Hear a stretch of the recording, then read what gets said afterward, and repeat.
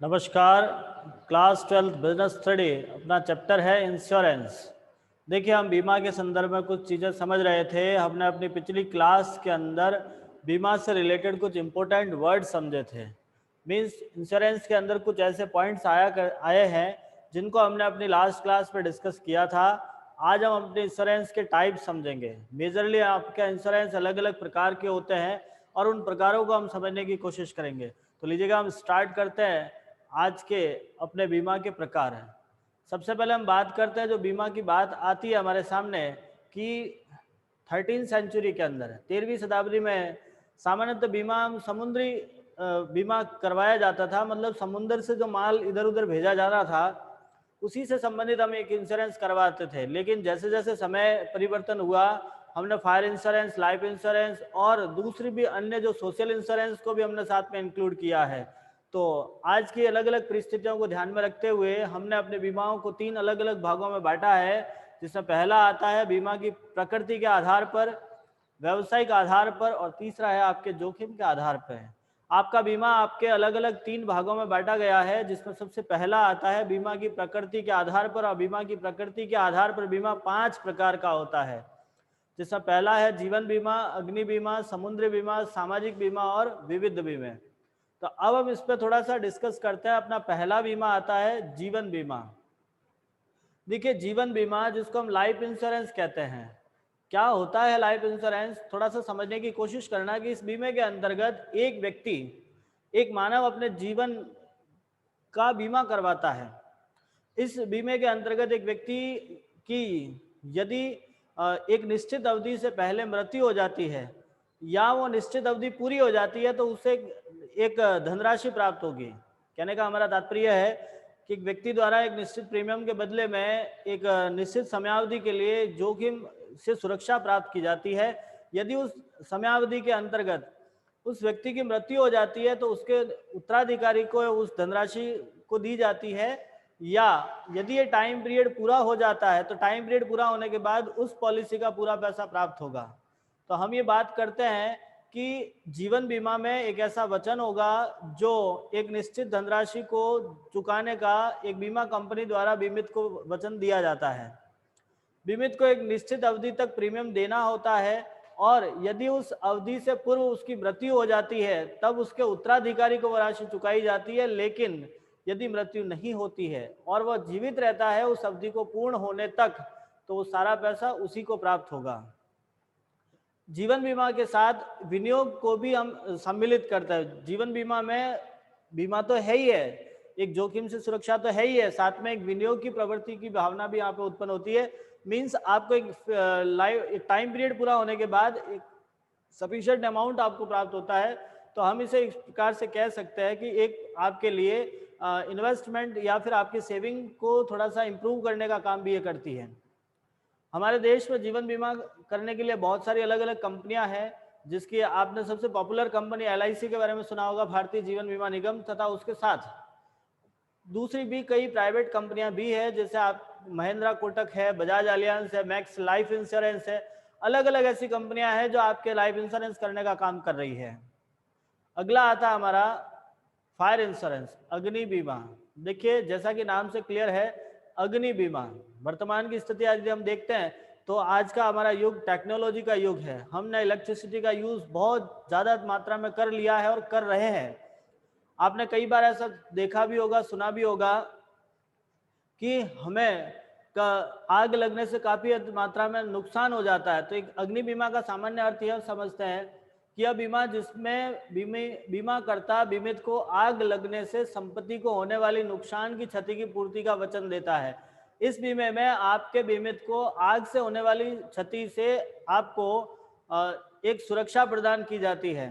सामान्यतः बीमा 1 वर्ष का होता है और इसे एक क्षतिपूर्ति का बीमा भी कहते हैं। मतलब जितनी हानि होगी उतनी धनराशि आपको प्राप्त हो जाएगी, उतना पैसा आपको दिया जाएगा।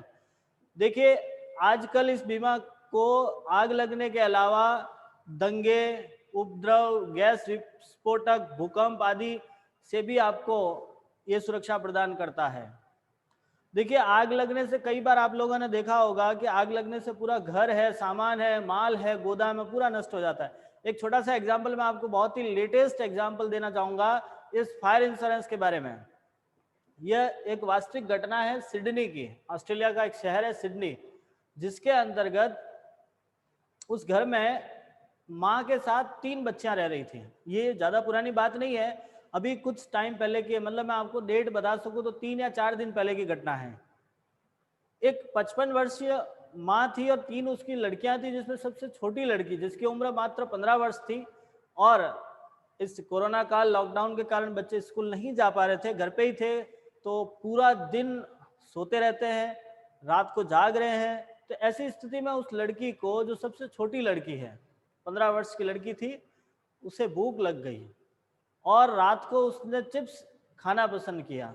अब उसने गैस पे तेल लगा दिया, हाई फ्लेम पे उसको गर्म किया, और जैसे ही उसके अंदर चिप्स डाला आग लग गई। कारण ये था कि उसको नॉलेज नहीं था कितना गर्म करना है, किस स्थिति में उसमें फ्राई करना है, तो छोटी सी लापरवाही के कारण आग इतनी भयानक लग गई कि पूरा घर जल गया। उस टाइम फायर ब्रिगेड की 3 गाड़ियां आकर उस आग को बुझाने की कोशिश करी। 4 घंटे आग लगती रही और उस घर के अंदर 2,62,00,000 रुपए की संपत्ति जल के ध्वस्त हो गई। तो ये छोटा सा एग्जाम्पल था। यदि उन लोगों ने फायर इंश्योरेंस करवा लेते तो काफ़ी हद तक उनको सेफ्टी या सुरक्षा या उसको जितना नुकसान होता उस पैसा मिल जाता। तो ये एक छोटी छोटी लापरवाहियां हैं, उसके कारण आग लग सकती है। ऐसा कोई कारण नहीं है कि प्रॉपरली हमारे घर में तो आग नहीं लग सकती, कोई ऐसा इशू नहीं होता है। तो हम ये कह सकते हैं कि हमारी ये जो आग लगने से हानि हो रही है, उस हानि के प्रति अपनी बीमा कंपनी आपको सुरक्षा प्रदान करती है, और यही आपके लिए एक प्रकार से फायर इंश्योरेंस होगा है। इसके लिए आपको एक महत्वपूर्ण सूचना याद रखिएगा, सामान्यतः 1 वर्ष के लिए होती है और इसमें वास्तविक हानि हुई है, जितनी हानि हुई उतना ही क्षतिपूर्ति प्राप्त होती है। आगे बात करते हैं अपन समुद्री बीमा। देखिए, समुद्री बीमा का मतलब होता है कि समुद्र के रास्ते जब आप विदेशों तक व्यापार करते हो, आपने जब बिजनेस किया है और फॉरेन ट्रेड करते हैं, अपन अपने देश से सामान आप किसी दूसरे देश को भेज रहे हो, तो माल भेजने का एक सबसे सस्ता और सबसे उत्तम तरीका होता है समुद्र मार्ग। जब हम अपना माल समुद्र के माध्यम से भेज रहे हैं तो समुद्र में भी कई हद तक रिस्क रहती है। जैसे आपका माल किसी चट्टान से टकरा गया, मतलब आपका जहाज किसी चट्टान से टकरा गया, दूसरे जहाज से टकरा गया, समुद्री लुटेरों ने आपका जहाज लूट लिया है, समुद्री जो लहरें हैं या समुद्री तूफान के कारण आपका जहाज नुकसान हो गया है। तो मतलब ये बहुत सारे ऐसे कारण हैं जिससे आपका माल नष्ट हो सकता है, आपका जहाज नष्ट हो सकता है। तो ऐसे कारण से उन जोखिमों के प्रति या उन जोखिमों के विरुद्ध जो हमें सुरक्षा प्रदान होती है, जो हमें एक प्रकार से सेफ्टी के लिए हम एक बीमा कराते हैं, उसी को हम समुद्री बीमा कहते हैं। सामान्यतः 2 प्रकार का होता है, महासागर सामुद्रिक बीमा और अंतरस्थलीय अथवा देशीय सामुद्रिक। देखिए, आपके पास बड़े बड़े 5 महासागर भी है और बाकी के कुछ छोटे छोटे सागर भी कहते हैं। यदि कोई बीमा महासागर में जिसके अंदर सामुद्रिक जोखिम से सुरक्षा प्रदान की जाती है, और दूसरा आता है आपका अंतरस्थलीय, इस बीमे में उन अंतरस्थलीय जोखिमों के विरुद्ध सुरक्षा प्रदान की जाती है जो बीमित तथा क्रेता के गोदाम तक माल की सुपुर्दगी। देखिए, एक तो होता है कि समुद्र के अंदर जो जहाज चल रहा है उस समय आपने जो इंश्योरेंस करवाया उसको तो महासागरीय कहते हैं। एक होता है कि आपका सामान जो आपके बंदरगाह पे उतारने के बाद आपके गोडाउन तक लाने के लिए जो अपना बीच में रिस्क रहती है, उसके लिए जो आप इंश्योरेंस करवाते हो उसको बोलते हैं अंतरस्थलीय या देशीय सामुद्रिक बीमा।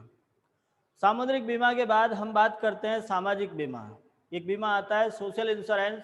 एटलीस्ट सोशल इंश्योरेंस होता क्या है, तो सरकार गरीब, असहाय, बेसहारा वर्ग को आर्थिक सुरक्षा व सहायता प्रदान करती है। इसी के लिए सामाजिक बीमा योजनाओं का विकास किया गया। देखिए, सरकार ने अलग अलग योजनाएं चलाई हैं जो अपने समाज में रहने वाले ऐसे लोग जो गरीब है, असहाय हैं, बेसहारा है, उन लोगों के लिए कुछ सरकार सुविधा प्रदान करती है, सहायता प्रदान करती है। और इस सहायता के लिए जो कुछ बीमे करवाए जाते हैं, जैसे इसमें उदाहरण के तौर पे आपको लिखा बेरोजगारी बीमा, आकस्मिक दुर्घटना, वृद्धावस्था, प्रसूति, मृत्यु आदि जोखिमों का बीमा करवाया जाता है। इससे रिलेटेड एक राष्ट्रीय श्रम आयोग ने कुछ परिभाषा भी इसकी दी है। उन्होंने लिखा है कि सामाजिक बीमा वह योजना है जो अल्प आय वर्ग के लोगों को अधिकार पूर्वक वह राशि लाभ के रूप में प्रदान की जाती है जो बीमित सेवा योजक तथा सरकार के अंशदान से एकत्रित होती है। देखिए, कहने का मतलब ये होता है कि सरकार छोटे छोटे, जैसे अब आपको मैं इसका छोटा सा एग्जांपल दूं कि कई बार हमारे मौसम के कारण लोगों की फसल खराब हो जाती है, तो सरकार उस फसल का बीमा करवाती है जिसमें नाम मात्र का प्रीमियम लेकर एक अच्छी खासी राशि उसको देने की कोशिश करती है। तो ये जो सारी चीजें हैं, जैसे आपको बेरोजगारी भत्ता दिया जा रहा है, तो सरकार यही चीजें हैं कि लोगों को एक सुविधा प्रदान करती है जिसके बदले में एक छोटा सा प्रीमियम नाम मात्र की राशि लेकर जो परिस्थितियां चल रही हैं उन परिस्थितियों के अनुकूल जो अपने समाज में रहने वाले लोग हैं जिनको इन चीजों की आवश्यकता है, उन्हें थोड़ी बहुत सुविधा प्रदान करते हैं। तो ये थे सामाजिक बीमा। सामाजिक बीमा के कुछ अलग अलग प्रकार भी है जो हम अपनी अगली क्लास में समझने की कोशिश करेंगे। उम्मीद करता हूँ आपको ये सारी चीजें समझ में आई होगी। यदि किसी प्रकार की समस्या रहती है तो आप हमें जरूर इन्फॉर्म कीजिएगा। धन्यवाद, जरूर इसको स्टडी कीजिएगा।